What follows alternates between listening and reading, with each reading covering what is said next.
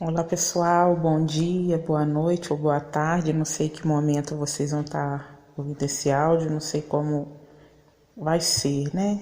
A vontade do meu coração é que fosse diferente, que não estivéssemos vivendo nada do que estamos, mas Deus sabe todas as coisas e nós não podemos parar, né? Nós temos que prosseguir em todo o tempo, crendo que Deus está no controle, que o Senhor é aquele que sabe a hora, o momento exato de tudo isso passar.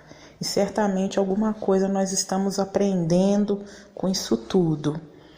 E nós estamos aqui mais uma vez para darmos continuidade, né, aos estudos dos livros proféticos, ao qual nós nos propomos esse ano a estar fazendo, e nós vamos concluir, porque fiel é aquele que começou a boa obra e ele há de terminar. Então nós vamos chegar ao término desse ano, concluindo o nosso curso, as nossas aulas, e certamente vamos ter bastante tempo para a gente estar junto, para a gente se abraçar aqueles que a gente não teve oportunidade de abraçar, e por aí vai.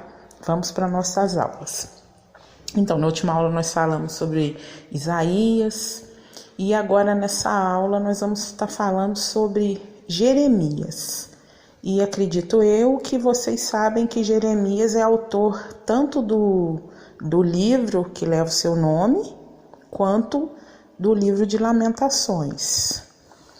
E esses dois livros, eles são atribuídos a Jeremias por conta de focarem o mesmo acontecimento, que é a destruição de Jerusalém, que no primeiro no caso no livro de Jeremias, a profecia sobre os castigos de Judá, e no segundo, que é Lamentações, que a gente vai estar falando um pouquinho aqui mais à frente, ele é um poema que relembra a desolação, né? E tanto que o livro de Lamentações ele é conhecido como o livro das lágrimas, porque Lamentações é um poema triste, um lamento fúnebre sobre a queda de Jerusalém, sobre a conclusão, sobre aquilo que Deus fez, sobre o que Deus de fato falou que ia fazer caso o povo não se arrependesse, e ele cumpriu. E o livro de Jeremias ele possui características particulares, e então ele fica com uma combinação, né, de história, poesia e biografia.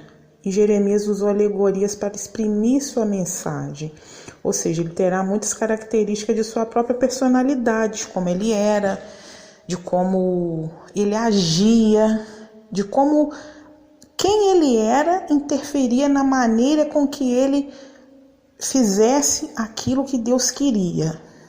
E isso é uma coisa muito interessante, porque muitas vezes nós pensamos que o nosso jeito de ser vai atrapalhar o que Deus tem para fazer através de nós. E o livro de Jeremias a gente vê que não. Jeremias, ao que nos apresenta aqui, era bastante sensível, mas no entanto ele cumpriu tudo aquilo que Deus chamou ele para fazer, chamou ele para estar falando, para estar confrontando reis, e a sua personalidade não foi nenhum impedimento para que Deus agisse por meio dele. Ok, queridos? Então vamos lá. A introdução aqui, segundo a apostila, nos diz, né, nos traz uma leitura muito interessante, um trecho curtinho que diz: impressiona acima de tudo como Jesus Cristo era associado a Jeremias no pensamento popular, quando em certa ocasião Jesus perguntou a seus discípulos qual era a opinião do povo a seu respeito. Isso está em Mateus 16, capítulo 16, verso 13. Alguns relatos o identificaram com a figura profética notável do século 7 a.C. Não surpreende essa confusão do povo entre o homem de dores e o profeta de coração quebrantado, pois tanto Jeremias quanto Cristo lamentou e chorou por seus contemporâneos. Questão de estar comparando Jeremias a Cristo na questão do choro, do lamento, do sentir profundamente pelo povo. Em Jeremias está em 9:1 e sobre Cristo em Lucas 19:41, está aí na sua apostila. E a gente tem aqui o segundo ponto da apostila, o primeiro ponto no caso, né? Que é a posição singular no cânon, que nos traz uma visão de como era Jeremias, de ele ser conhecido como o profeta das lágrimas ou o profeta chorão, que nós já abordamos aqui no início, e que essa é a chave para a compreensão de seus escritos, pois quando nos lembramos do seu apelido, do motivo que o levou a chorar, entendemos a sua mensagem. Jeremias revela seu coração e sua personalidade como nenhum outro profeta do Antigo Testamento. Reservado e sensível por natureza, ainda assim foi chamado por Deus para condenar com severidade a apostasia de sua época. É o que falamos há um pouquinho aqui atrás, né? Sobre essa questão de que a nossa personalidade, ela não interfere naquilo que Deus tem para fazer através de nós, por meio de nós. Aquilo que é um problema, certamente o Espírito Santo vai vir, vai nos mostrar, nós vamos mudar. Mas tem coisas, gente, que não é impedimento para Deus fazer. E nós colocamos aquilo como se aquilo fosse um impedimento. Então, assim, avancemos em direção àquilo que Deus quer. E Jeremias era ali sensível, tinha esse título, né, esse apelido de profeta chorão. Mas ele não era um choro de medo, um choro de estar, né, amedrontado. Mas ele chorava porque a nação não ouvia. A nação não dava ouvidos ao que ele estava falando. Ele estava falando sobre um arrependimento, sobre o se arrepender, se arrependam porque o juízo de Deus está próximo. Mas, no entanto, ninguém dava ouvidos. Esse era o motivo do seu choro. E nós, muitas vezes, precisamos prestar atenção nisso, né? Qual o motivo do nosso choro? Será que as nossas lágrimas têm sido por causa de quê? Para quê? Isso faz a gente pensar. E segundo, autoria. A profecia foi escrita por Jeremias. É provável que seu nome signifique Jeová, lança ou atira. Talvez no sentido de lançar alicerces. Daí a tradução Jeová estabelece. Outro significado possível é exaltado de Jeová. O profeta era filho de Ilquias, sacerdote em Anatote. Como a maioria dos pregadores fiéis a Deus e dispostos a colocar em risco sua posição social e segurança financeira, é uma mensagem que as pessoas não desejam ouvir. Jeremias sofreu difamação e seus inimigos deturparam suas palavras. Não há nenhuma evidência de que o profeta tenha ingressado no sacerdócio como seu pai, né? Como nós lemos aqui, né, gente? Que, como a maioria dos pregadores fiéis a Deus, dispostos a colocar em risco sua posição social, segurança financeira, ao pregar uma mensagem que as pessoas não desejavam ouvir. É muito fácil, né? Ser chamado para pregar boas novas, pregar só coisa boa. Jeremias não está inserido nesse caso. Ele foi chamado exatamente para falar aquilo que ninguém queria ouvir, aquilo que ninguém queria saber. E isso aí trouxe para ele sérios retaliações por conta dessa fala dele, né? Nós podemos ver em Jeremias 37, que quando ele foi lançado na prisão, em uma cisterna, no capítulo 38, ele foi levado para o Egito contra sua vontade, no capítulo 43, ele foi rejeitado por seus vizinhos, no capítulo 11, do versículo 19 ao 21, sua família, pelos sacerdotes e falsos profetas, por seus inimigos, seu público, pelos reis. Ou seja, ao longo de sua vida, Jeremias esteve só e proclamando ali aquilo que ninguém desejava ouvir. Essa era a realidade da vida de Jeremias como profeta, irmãos. E vamos lá, a data. O livro de Jeremias, ele é datado por volta de 627 a.C., ele começou a profetizar até 586 a.C., quando eles foram deportados ali para a Babilônia. Ao longo do livro de Jeremias, a gente vê que ele indica várias cronologias, mas ele em si não é escrito da maneira cronológica. Há fatos, assuntos ali no livro de Jeremias que eles não são em ordem cronológica. Então isso aí também não é motivo para que você se detenha nessa questão, ok? E o profeta foi levado para o Egito ali no final da sua vida, onde passou o restante dos seus dias. Mais ou menos ali, está no capítulo 40 ao 44. Então, ao a gente estudar aqui ao término dessa data e desse ponto 3, nos diz que suas profecias não são apresentadas em ordem cronológica, é o que eu estava falando.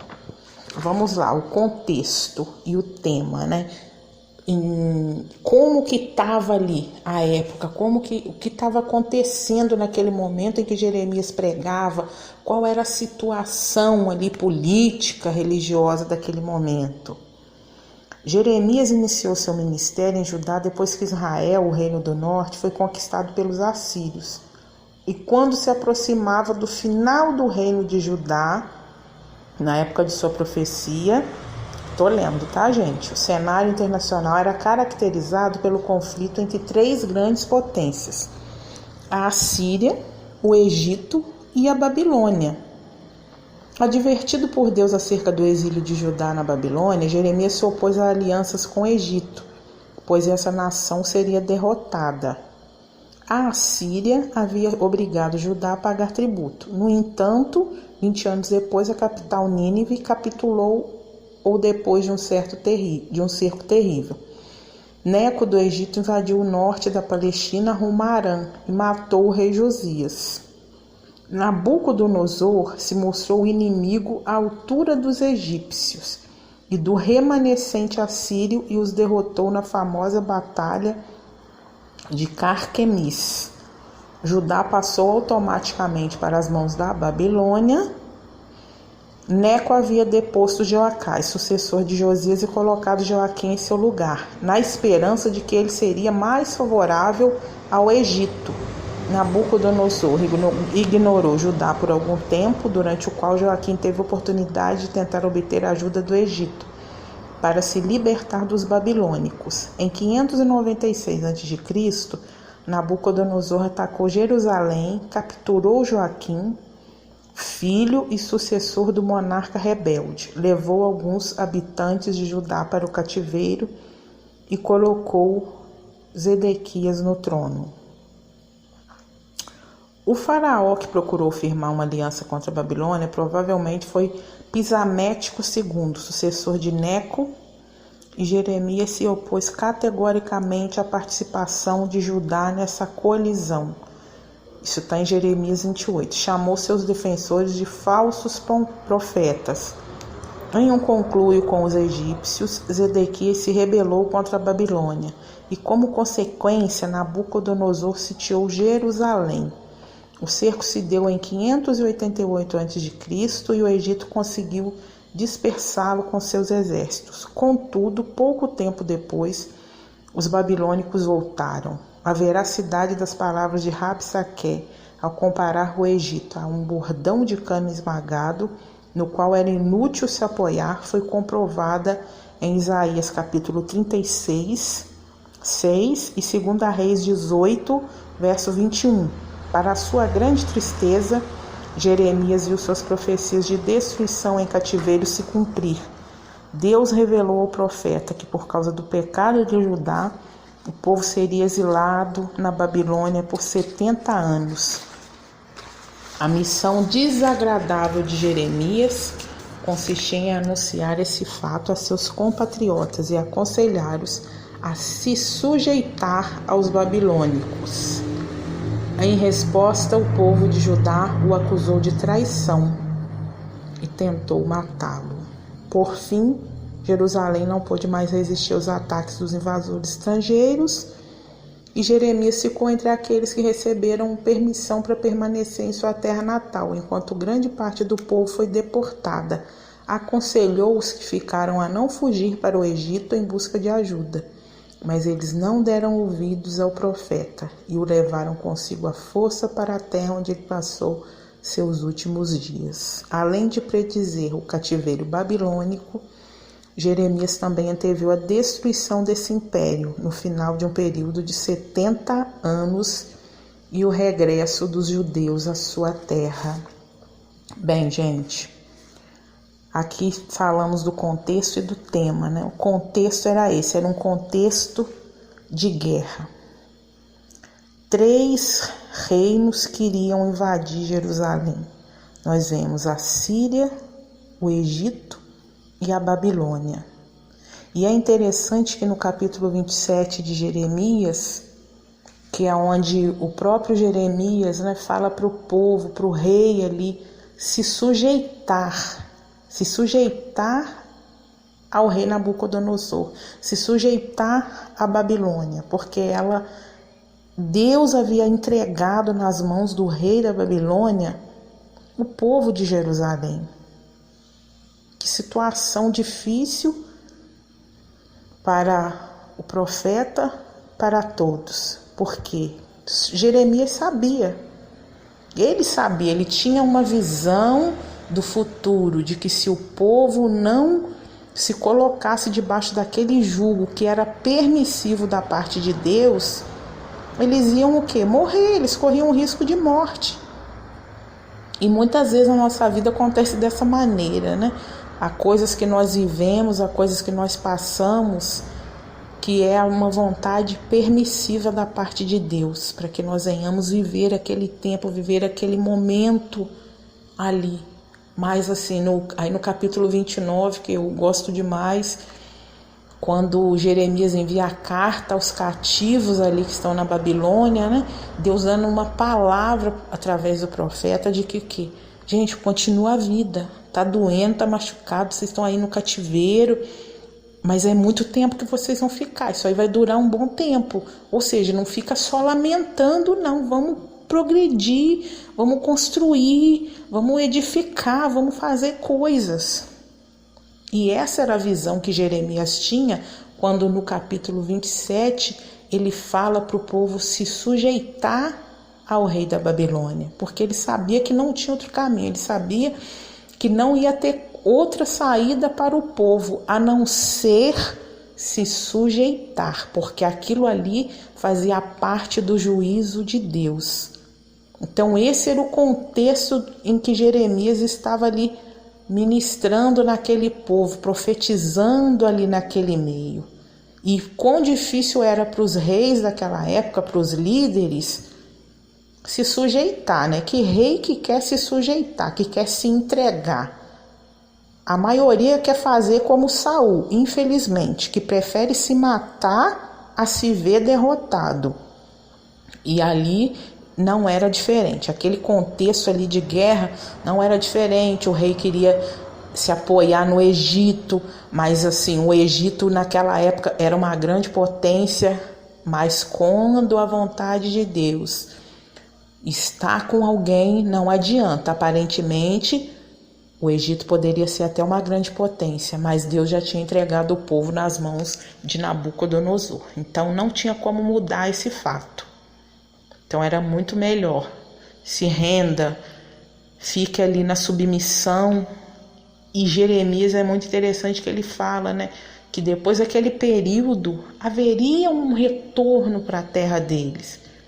Então Deus nunca lhe pune, Deus nunca pune ninguém, permite que algo aconteça, gente, sem que ele dê um escape, sem que ele dê um livramento, sem que ele, permita que a pessoa tenha uma visão de fé ali durante aquela tormenta, uma visão de que aquilo vai passar, de que aquilo vai mudar, de que vai ser diferente. Assim nós cremos ao ler o livro de Jeremias, dessa forma.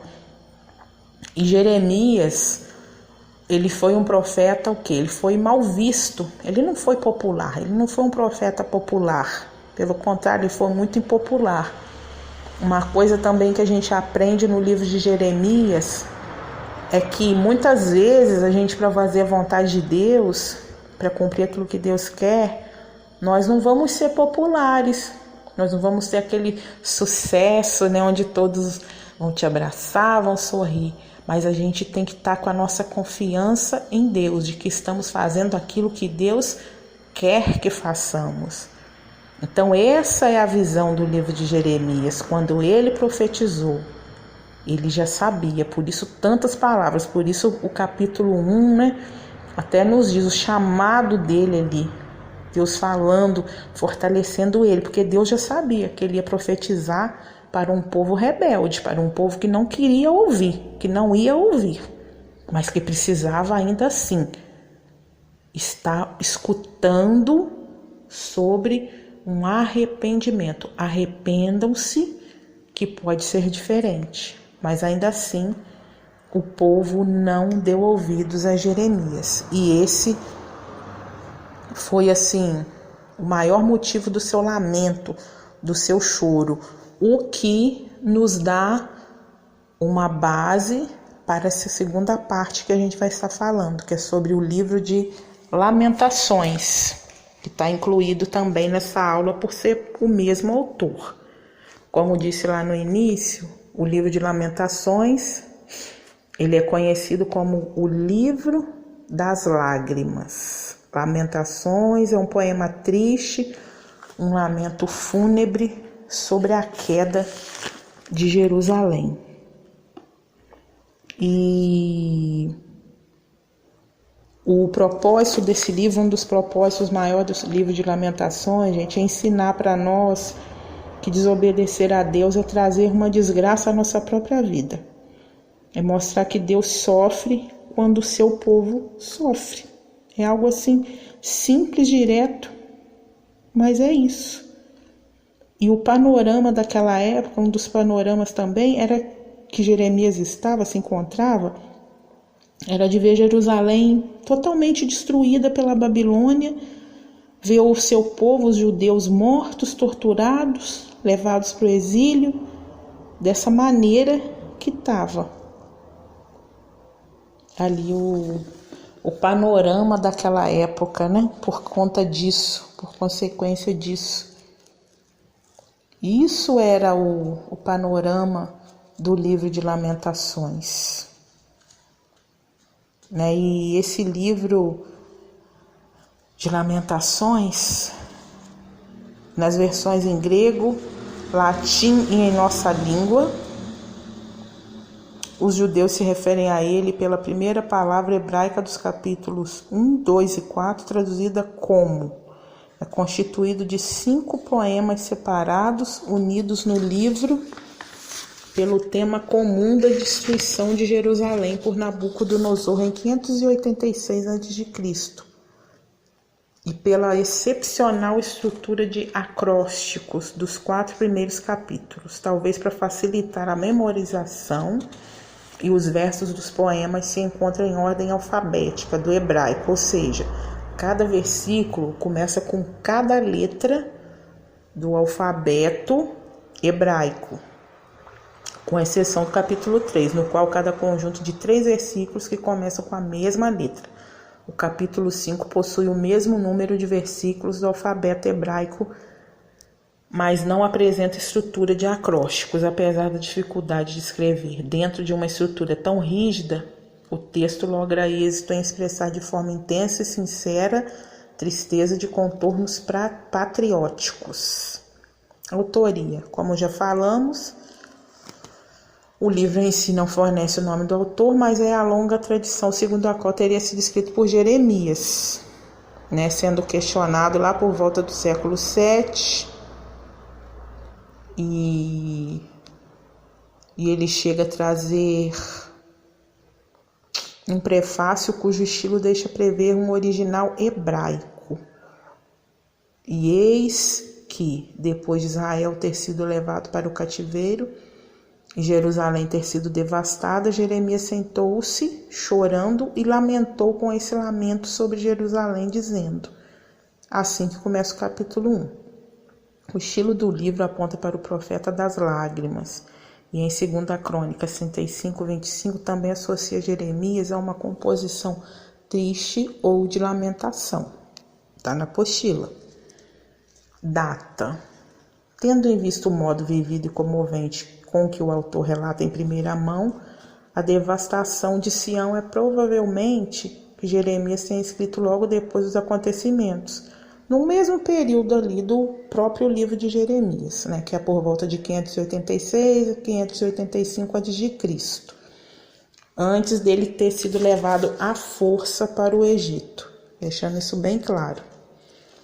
O contexto e o tema. O contexto, gente, é o que a gente já falou no início aqui, que era um contexto de luta, de ver a cidade destruída pela Babilônia, de ver judeus mortos, torturados, levados para o exílio. Esse era o contexto de ver, assim, teve muita guerra, ele estava ali naquele contexto mesmo de que não tinha como. Ele permaneceu só ali nesse contexto, nesse meio, imerso na profundidade de suas emoções, estava batido por seu cuidado pelo povo, por tudo aquilo o entristecia demais, ver que o povo estava sofrendo por própria culpa, porque não se arrependeu. Esse era o contexto, né? O tema ali onde se encontrava o livro de Lamentações. O livro constitui, no segundo parágrafo aqui do contexto e tema, diz: o livro constitui uma espécie de apêndice das profecias de Jeremias. Descreve o luto profundo do profeta diante da destruição de Jerusalém e do templo. Em vez de se alegrar em ver o cumprimento de suas profecias, Jeremias chorou amargamente pela agonia do seu povo. Além de trazer as palavras do profeta, entende-se também que o texto refletiria: primeiro, tristeza do remanescente judeu, do qual Jeremias foi porta-voz ao testemunharem a invasão babilônica. Segundo, a angústia do Messias quando veio para sofrer, verter seu sangue e morrer na cruz do Calvário. Lamentações 1, 12. A tristeza do remanescente judeu no dia futuro, em que terá de atravessar a grande tribulação, o tempo de angústia de Jacó. Conclusão. Em Jeremias, capítulo 5, 19 a 22, por fim o povo pede que o Senhor o converta a ele, de modo que possa ser restaurado e renovado. É interessante que em vários manuscritos, em hebraicos, o versículo 21 é repetido depois do versículo 22, talvez para encerrar o livro em tom de esperança e não de melancolia. Esse desfecho condiz inteiramente com o caráter de Lamentações, em que a queixa e a súplica devem continuar até o final. Não, porém desprovidos de um elemento de esperança, apesar dessa não se elevar às alturas da vitória jubilosas. Restaura-nos para ti, Senhor, para que voltemos. Renova os nossos dias como os de antigamente, a não ser que já nos tenhas rejeitado completamente. A tua ira contra nós não tenha limite. Lamentações 5, 21, 22. Esse deveria ser, né? Deve ser o desejo do nosso coração todos os dias. Pedir que Deus venha nos restaurar para Ele, para que voltemos, para que Ele renove nossos dias como outrora, né, gente? Como está no próprio livro de Lamentações, o trazer à memória aquilo que fortalece, aquilo que dá esperança. Essa tem que ser a vontade do nosso coração. O desejo que há em nós deve ser esse: ser resgatados todos os dias para o Senhor, sermos resgatados para fazer a vontade dEle, para cumprir, né, aquilo que Ele tem nos chamado a realizar. Assim seja em nossa vida. Gente, espero que vocês possam ter entendido, ter compreendido. E se ficar alguma dúvida, se ficar algo, busquem, procurem estar aprendendo, estar lendo mais, sabe? Depois que a gente lê a apostila e você volta ali naquele determinado livro, a sua visão muda de leitura, a sua visão é muito mais ampliada. Então, assim, aproveite esse tempo para isso, para aprender mais. Leia lá o capítulo 27 até o 29 ali de Jeremias, quando o povo está lá no cativeiro. Vocês vão ver assim como que Deus faz coisas tremendas, mesmo em situações adversas. Deus continua sendo Deus. Eu espero que vocês tenham compreendido. Espero que esse áudio, vocês me perdoem o barulho, aqui tem bastante barulho, né? Eu espero que isso não tenha atrapalhado. E até breve. Espero que é um até breve mesmo, para a gente poder estar ali de pertinho, ao vivo, nos nossos domingos, fazendo, cumprindo aquilo que Deus quer. Um abraço para cada um de vocês. Que Deus os abençoe grandemente. Fiquem com Deus.